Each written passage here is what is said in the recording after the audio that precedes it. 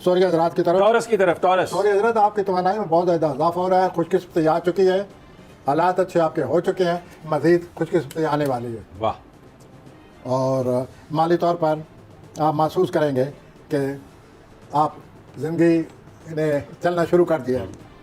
उसके बाद जो सूरज और नेपच्यून की नज़र लगी हुई है आपस में, इन दो प्लैनेट की, तो आप अपने खुशहाली की तरफ और रूहानी कोई दिलचस्पी आप अपनाने लगे हैं।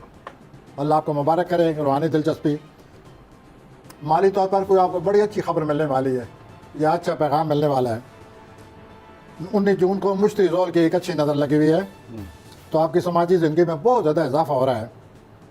कोई शख्स आपको अपने दोस्त से तारुफ कराएगा और ये तलक आपके लिए बड़ा अच्छा साबित होगा। 21 जून को सूरज का सरतान में दाखिल होने के बाद थोड़ी सी तब्दीली आएगी, आपको अपने मामलात को ज़रा मुनज़्ज़म तरीके से चलाना पड़ेगा।